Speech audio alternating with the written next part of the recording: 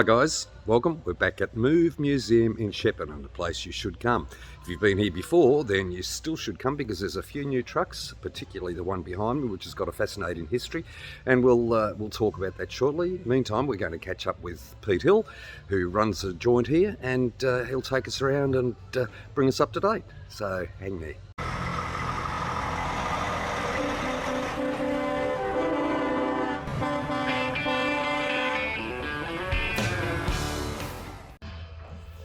Kermie. Pete, how are you, mate? Good, mate. Welcome back. Good. Thank you very much. It's been a little while since I've been here. Yeah, we've had a few changes, mate. So I thought it was probably time you came down and had a bit of a look about how we've changed the offering here at Move. Thanks for giving us a call. And of course, the fact is that you do change your stuff around fairly regularly. And before we started this video, we're just walking around the car section, and I'll do a bit of a quick walk around there, folks, so you can have a look at that after, because it is just amazing. And we might finish up on a car section with a pretty special vehicle that Peter owns that I'm proud to have just sat in, much less driven. But we're here to talk about the trucks. And since you're opening, there's I see a few familiar faces, Pete, but there's also quite a few new ones. So let's have a quick walk through, and I think it's been an incentive for people to come back and have another look. What do we got first up? Well, we've got this G-cab, beautiful example of the last of the big cabs, 95 model.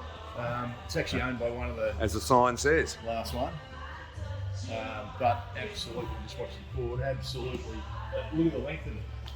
Oh, I'll just change the focal length on this, folks, so you can get a better idea. Indeed. I think I've pasted out one though. 1, 2, 3, 4, 5, 6, 7, 8, probably 8.5 metres. She's a beast, isn't she? Yeah. Apparently did fridge work Melbourne, Sydney with a single. A great example, just a really great example of a classic truck in its time. Texas trucking. Yeah, look, that was obviously the original owner, but it's absolutely pristine inside. Indeed. And it's got the double bunk in the back. It hasn't got the normal sleeper. Beautiful.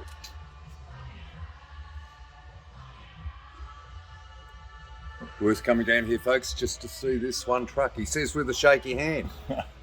It's that's excitement, mate. That's what it is. The excitement of coming to Move. Well, you're not wrong there. Got the 525 Cummins in it, so she was a big banger in a day. Beautiful looking rig. Yeah, it is. It's just it's one of my favourites. It's just that era, that mid '90s era, and a good example of what was around before the Aerodynes began. Yes. Yeah. But yeah, definitely a big rig. Pixie's still here, and just people come just to look at this truck. I mean, it's we don't blame them. It's probably one of the best restorations of a W model that I've certainly seen.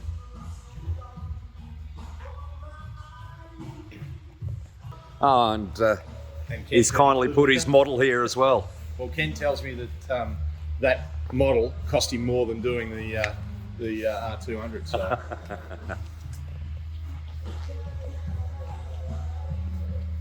Cootsy's, this is the first Kenworth that Ian Coots bought in 1974. I think it cost him $30,000.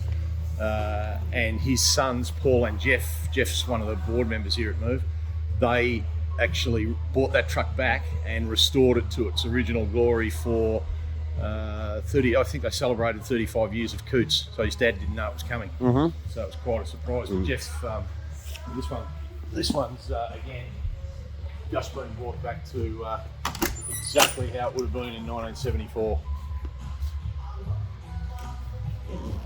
Yeah, if you have a look at the difference between this and that big cab over down there.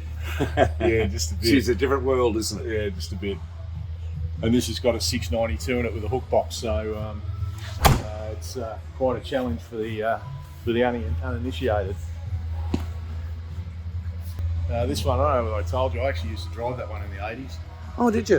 We're looking at this as Radevsky's. Yeah, it was a big jet in its day, 350 cat, 9-speed. Used to do three at Sydney, that thing. But it was an absolute gem of a thing in its day. And And John was a bit reluctant to bring it in that that state, but I said, look, what it does is it just shows people how hard these things work. You know, it's all very well to have the shiny stuff. It's good to see warts and all too. Yeah, absolutely. So there you go, folks. It looks like it's just come off the road, which it has. I've included a picture there. It's a tarp job I did with it when in its glory. That would have been probably 1980, 87. I'm going to say that would have been a load of SPC heading up to Sydney. Okay.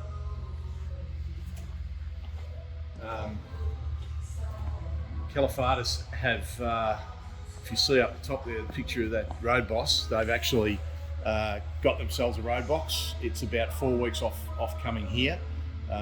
They've done it up in the original colours. It's going to look fantastic. We're talking about big trucks. That'll be a big truck, so I'll let you know when it comes in. Yeah, that'll be great, mate. Yeah.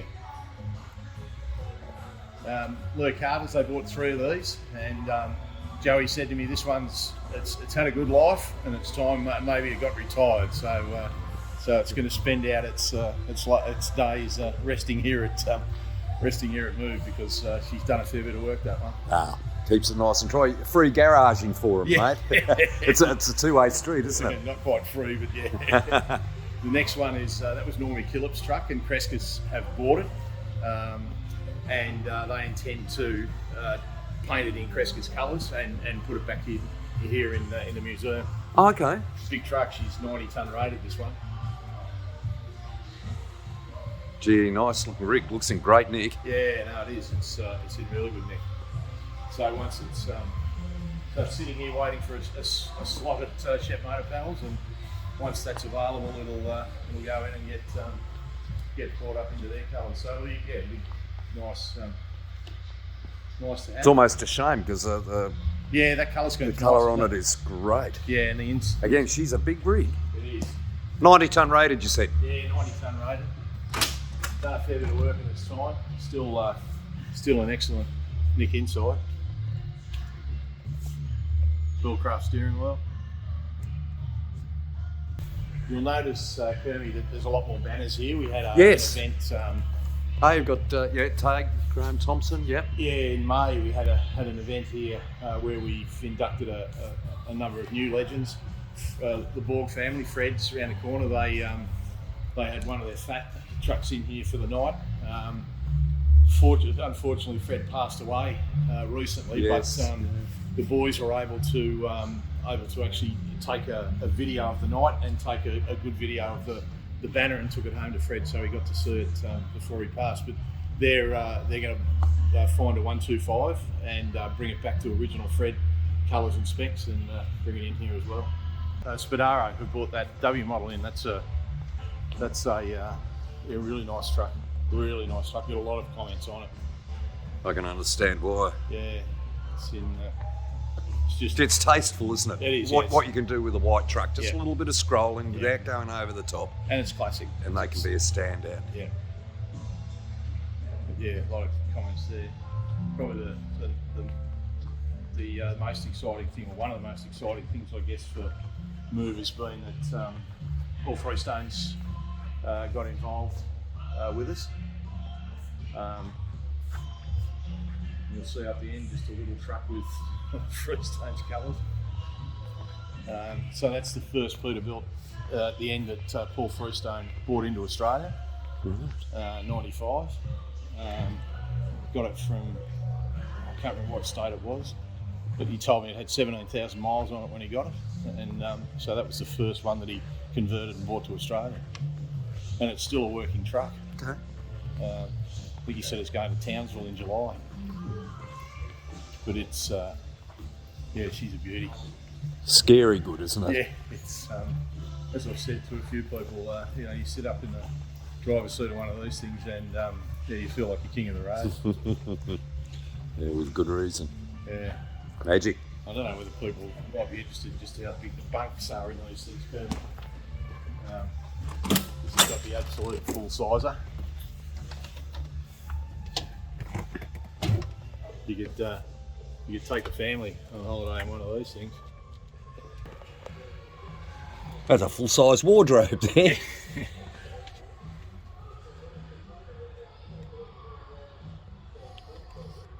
It's a way to travel if you're away for a long time, isn't it? Yeah, it is, without a doubt.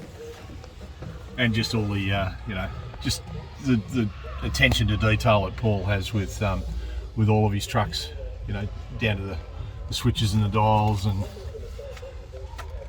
one thing he did tell me too was that at Christmas he gave all of his drivers rugs for their bunks, and each one was personalised for the truck. Oh, okay.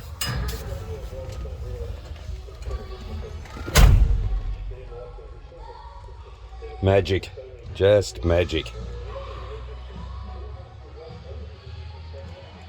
And another new addition to,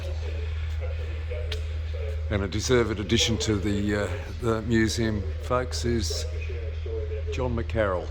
Yeah, so lovely man. Yeah, John is our inaugural, well, I suppose you could say, honorary legend. He's our inaugural honorary legend. John had an enormous amount to do with the local transport industry. He was one of those guys that people would be ringing up at 3 or 4 o'clock in the morning with issues with their Cummins engine, and John would be able to get them out of trouble. Terrific guy, great supporter of Move, and just taken far too soon. But yeah, we had his son come over from Western Australia. One of his brothers was here for the dinner that we had. It was it was really quite touching and fitting. I can believe that. It's just a wonderful bloke, John, and a well-deserved first honorary legend at Move. Indeed. Yeah. That is one big highway truck, that guy. It's magnificent. Yeah. Actually, we might go around the back there and have a look at the artwork on the back of it. Okay.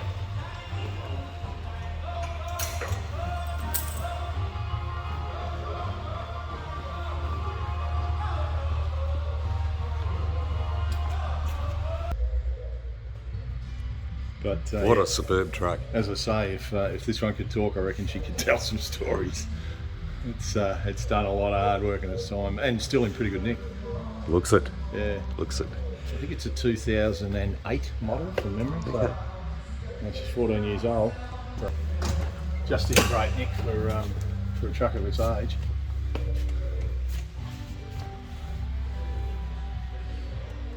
I made the comment about being king of the road at 379 Peterbilt, but you feel pretty much king of the road in a 908. I don't think you'd feel second rate in this, would you? Not at all.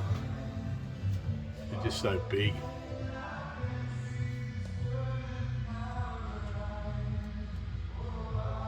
And unfortunately, this is one of the trucks that I've got to start up once a month and take down to Murchison just so things keep rolling away in it. So that must break your heart, mate. It's a hard Keeping you away from the office. Not that it's a bad office to stay in. So I suppose I should take you over to the one that I rang you up about, Kermie. Yeah. So Peter rang me up and said, "I've got a new truck. You should come across and see it." Well, there's more than one new truck here, and it's well worth coming back for a visit if you've been here before, folks. But there's one in particular that you want to talk about, Pete. Yeah, it's the Monty cab over. So this truck was in the first shipment of Kenworths that came to Australia in 1965. This is a 1964 model, and it was bought by Kevin Monti in Kangaroo Flat, which is near Bendigo in Victoria. Mm-hmm. And Kevin operated that as an owner-operator from 1966 to 2006.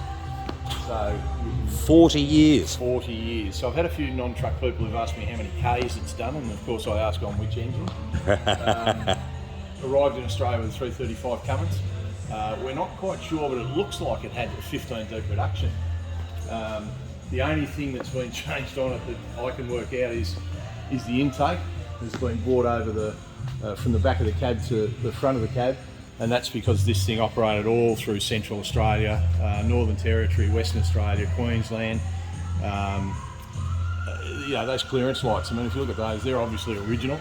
Mm. One of the things that has got me intrigued though, Kermie, is I just wonder what the hell he hit there. That's a pretty decent whack, isn't it? That is a massive whack. Now, Kevin used to work and drive in bare feet in this truck, I'm told. Okay. And he sold it when he got out of the business in 2006. He was a bit concerned about what would happen to such a significant truck, and Paul Freestone bought it. So Paul's owned this since then. It was up at Alice Springs, and unfortunately for the truck, it was left outside. And yeah, Paul's pretty concerned about what a significant truck it is for the history of road transport in Australia. And Absolutely. he gave me a call and said, "Have you got room for it at Move?" and brought it down here. But it's, as I say, it's a hugely significant truck. I would like to hear from anyone if they know of any other trucks that are still around and running. This one was driven from Melbourne to come to here, came on a low loader from Alice down to Melbourne, and then back to Freestone's workshop where it got cleaned up, and then they drove it from Melbourne to here. So I don't think there'd be any around from that area that's still operating. As you can see, the old pull down handle, original pull down handle, and there's no J here to climb up on. In those days, there's not. Get up on the wheel nuts, and you had one piece here. Yeah, I'll get to inside, but have a look down here. I reckon it would have had to have been sold with a kidney belt, mate, because have a look at the suspension. Holy hell. But again, just to consider what work this thing has done.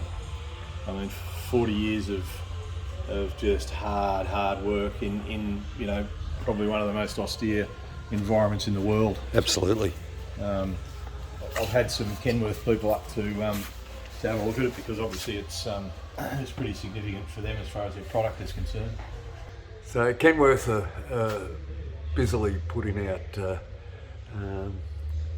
the SAR Legend at the moment. Yes, as we know, and they've done very well of it, but with it.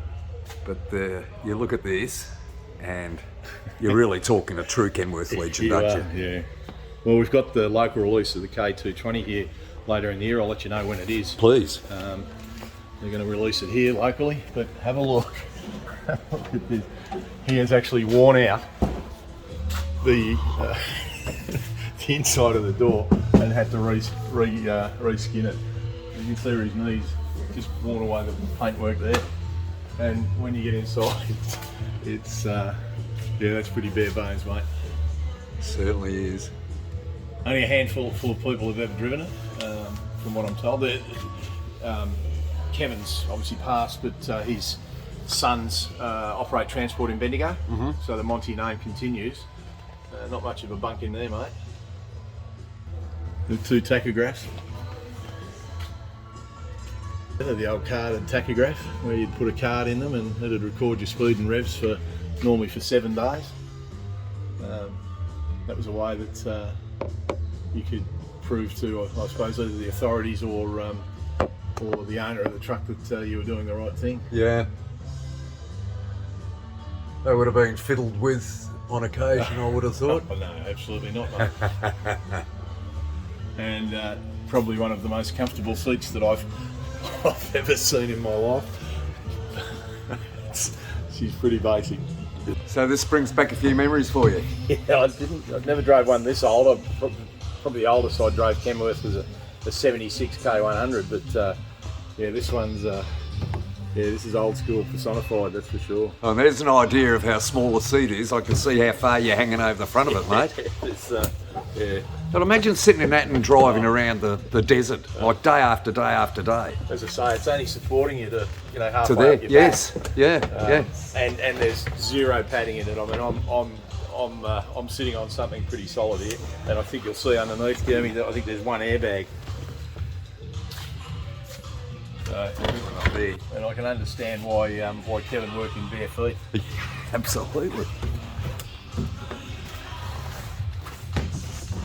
As he gets down gracefully.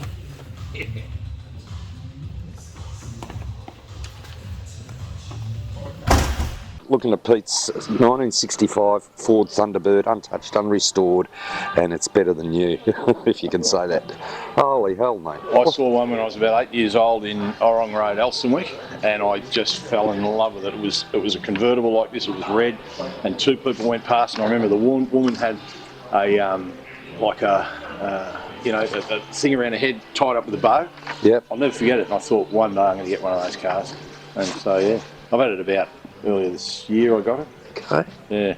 But she's got, like, this was the first Mate, that's Yeah. I can't believe the condition that it's in. It was bought by a car dealer in New York, brand new, and it sat in his showroom for 20 years as like the show piece. Yeah. And then a guy bought it in New Jersey, and he used to run it around to car shows and just win car show after car show. Came to Australia about 10 years ago, and I heard about it about 3 years ago, and I started chasing the bloke, and he gave up this year. It's got the swing away steering wheel. So it's got all the... Jump in. You feel like king of the road driving this, mate. Let me tell you. How good is that? Not bad. And this, so this is the first one with disc brakes, and Right. also this is the first one where they're not bolted together. The whole thing's actually welded together, so it doesn't rattle. Right. It's going to the doctor soon just to get, like, it needs a bit of work underneath and all that sort of stuff. Yeah. What's under the bonnet? 6.4, 390 cube. Okay. Ford V8 with a 4-barrel Holly, which is all standard. Yep. So these were the model, like the Mustang was the cheap sports car. It was a light body, 289.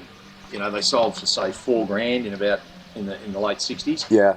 This was the one that was for the upper market. Like these were about $7,000. These were big money, and this was aimed at your professionals.